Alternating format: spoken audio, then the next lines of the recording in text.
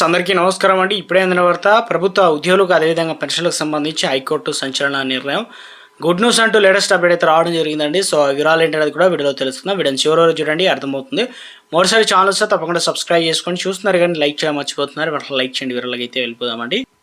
High court సంబంధించి ముఖ్యంగా పింఛన్లకు లెక్కింపునకు సంబంధించి క్రమబద్ధీకరణకు ముందున్నటువంటి తాత్కాలిక సర్వీసును లెక్కించాలని సుప్రీంకోర్టు ఆదేశాలు అయితే మరి పరిధిలోకి వచ్చేవారికి ఆ ఉత్తర్వులను సంబంధించి ఎందుకు మీరు అమలు చేయడం లేదని చెప్పే విధంగా వీటిపైన వివరణ ఇవ్వాలని చెప్పేసి రాష్ట్ర ప్రభుత్వానికి హైకోర్టు అయితే గురువారం నాడు కీలక ఆదేశాలు అయితే జారీ చేశారనమాట. ఇందులో సుప్రీంకోర్టు ఉత్తర్వుల పరిధిలో వచ్చేటువంటి వ్యక్తిగత దరఖాస్తుదారులు కావచ్చు, అదేవిధంగా కోర్టును ఎందుకు ఆశ్రయించాల్సి వస్తుందో అర్థం కావడం లేదని చెప్పేసి, దాంతోపాటు తాత్కాలిక సర్వీస్కు సంబంధించి పింఛన్ను లెక్కింపులో పరిగణలోకి తీసుకోకపోవడాన్ని సవాల్ చేస్తూ ప్రభుత్వ హోమియో అదేవిధంగా మెడికల్ కావచ్చు college retired professor doctor M Vijayalakshmi, doctor T హేమావతులు అనగా హైకోర్టులో పిటిషన్లు అయితే దాఖలు చేశారనమాట. దీనిపై ప్రధాన న్యాయమూర్తి జస్టిస్ అంటే ఆపరేష్ కుమార్ సింగ్ కావచ్చు, జస్టిస్ జీవీఎం మహమూద్దీన్లతో కూడిన ధర్మాసనం గురువారం విచారణ చేపట్టడం జరిగింది. దీంతో పిటిషనర్ల తరపున న్యాయవాది వాదనలు అయితే వినిపించారనమాట.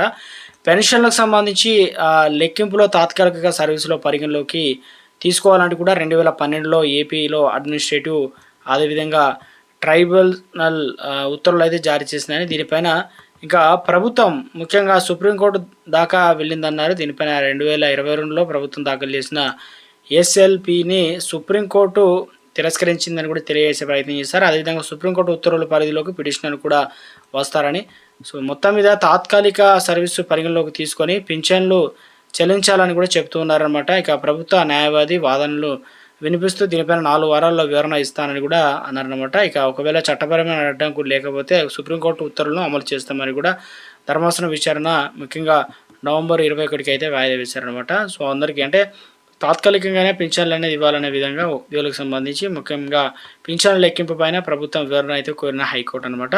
సో ఇక త్వరలోనే వీరి అందరికీ గుడ్ న్యూస్ అయితే రాబోతున్నట్లు ఒక అప్డేట్ అయితే వచ్చిందనమాట.